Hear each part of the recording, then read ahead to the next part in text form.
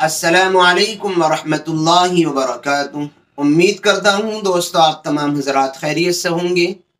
अल्लाह से दुआ है जहाँ भी आप हैं अल्लाह आपको खुशी और सलामती के साथ महफूज रखे। दोस्तों कई मरतबा ऐसा होता है कि आप रास्ते में चल रहे हैं और आपको रास्ते में कुत्ता मिला और आपका कुर्ता या आपका पैर या आपका हाथ या बदन का कोई हिस्सा या कपड़े उससे टच हो गए, या आप चल रही हैं और कुत्ता एकदम से भागे हुए आया और वो आपसे टच हो गया।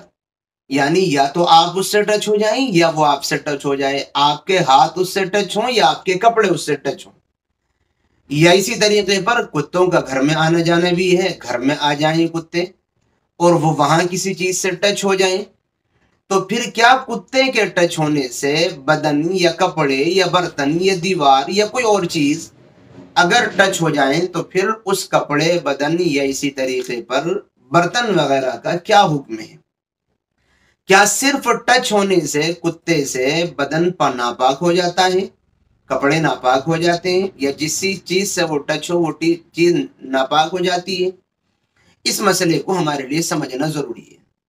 याद रखें, इस्लाम के नुक्ते नजर से, इस्लाम की नजर में कुत्ता नजीसुल ऐन नहीं है। नजीसुल ऐन का मतलब है कि पूरा नापाक ही हो और उससे आप अगर टच हो गए तो आप भी नापाक हो जाएं। जैसे कि इस्लाम की नजर में खिंजीर और सुवर नजीसुल ऐन है, वो पूरा नापाक है, उसके हाथ पैर बॉडी कमर सब कुछ नापाक है। अगर उससे आप टच हो गए या वो आपसे टच हो गया तो फिर आप भी नापाक हो जाते हैं। कुत्ते की मुतलकन ये हैसियत नहीं है इस्लाम की नजर में, बस बल्कि इस्लाम की नजर में कुत्ता नजीसुल ऐन नहीं है।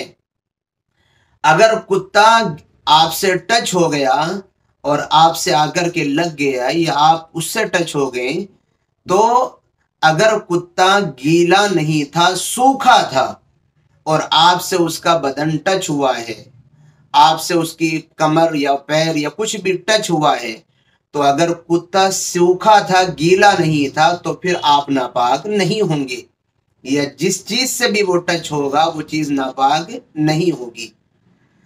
तीसरी बात यह है कि अगर कुत्ता सूखा नहीं था बल्कि गीला था, आपके पास आया और उसके ऊपर कुछ पानी या कचरा या नाली में उससे उठ करके वो आ रहा है और भीग रहा है, उसका बदन सूखा नहीं है बल्कि गीला है, वो आपसे टच हो जाए, तो अगर गीला कुत्ता आपसे या आपके कपड़ों से या किसी चीज से टच हो जाए तो फिर आपके कपड़े या बदन या इसी तरीके पर जिस चीज से वो टच हुआ है वो नापाक हो जाती है।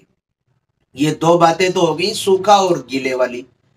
तीसरी जो सबसे अहम बात यह है कि कुत्ता चाहे सूखा हो चाहे गीला हो, उसका मुंह, उसका लुआब ये हमेशा नापाक होता है। अगर उसने किसी बर्तन में मुंह डाल दिया तो वो बर्तन नापाक हो जाएगा। आपके कपड़े को उसने मुंह में ले लिया तो कपड़ा नापाक हो जाएगा। उसका लुआब नापाक होता है, थूक नापाक होता है, उसका मुंह का जो हिस्सा है वो नापाक होता है। बाकी और बदन के सिलसिले में ये तफसील है, जो और बॉडी का हिस्सा है कि अगर वो गीला है तो फिर नापाक हो जाएंगे जिस चीज से भी वो लगेगा, और अगर सूखा है तो फिर नापाक नहीं होगा। इसलिए कि कुत्ता इस्लाम की नजर में नजीसुल ऐन नहीं है, यानी उसमें से नहीं है कि जिसमें से सुवर है कि उसका मुतलकन अल्लाह ताला ने उसको नापाक कहा है। उससे टच हो जाना, उसका आपसे टच हो जाना ये नापाकी का जरिया बनता है। कुत्ता ऐसा नहीं है, अगर उसके बदन पर गलाजत और गंदगी या भीगा हुआ वो है तो फिर आपके यहाँ जहां भी लगेगा वो नापाक होगा, और अगर सूखा है तो फिर उससे नापाकी नहीं होगी। लुआब कुत्ते का नापाक होता है, मुंह नापाक होता है। उम्मीद करता हूं मैं आपको अपनी बात समझा पाया हूं। दुआओं की दरख्वास्त है, फिर मिलेंगे इंशाअल्लाह किसी नई और अच्छी वीडियो के साथ। अस्सलामु अलैकुम वरहमतुल्लाहि वबरकातुहू।